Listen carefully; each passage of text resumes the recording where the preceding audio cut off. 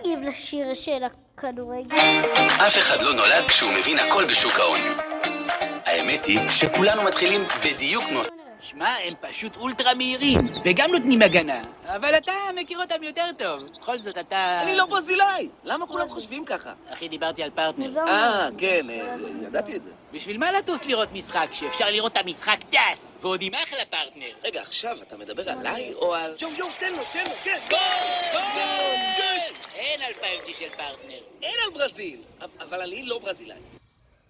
אוקיי, עכשיו מתחיל.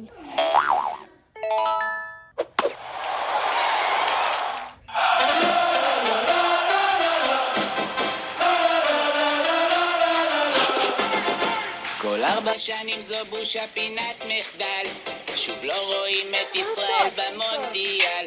48 נבחרות מעפילות, אנחנו אלופי העולם ולא לעלות. כל פעם אני כועס על עצמי שציפיתי, השנה הייתי גם תוכל לומר ראיתי, אפילו לאיראן יש מקום בטוח. זו שידורים ונפילות. טוב, אז זה שיר טוב. איראן היא לא במונדיאל, כאילו היא במונדיאל בגלל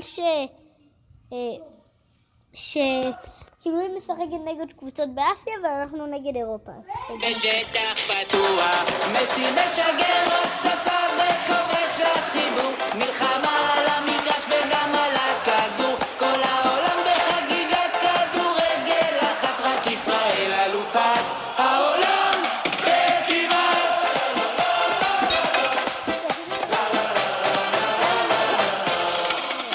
רונלדו בא במזרתי עם גמל, הקרמה תשלם ללמין ימל, גם טורקיה וירדן, עיראק וגם סעודיה, הלוואי היה לנו חלוץ כמו דני אבדיה.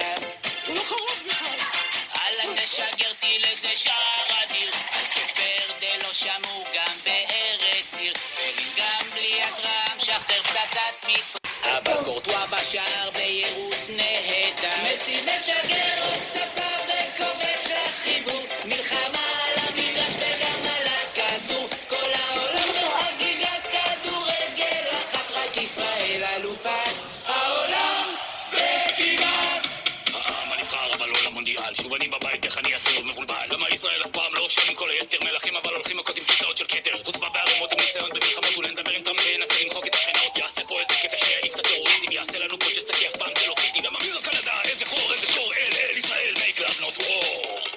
מסי משגר עוד פצצה וכובש לחיבור, מלחמה על המגרש וגם על הכדור, כל העולם בחגיגת כדורגל אחת, רק ישראל אלופת העולם וכמעט.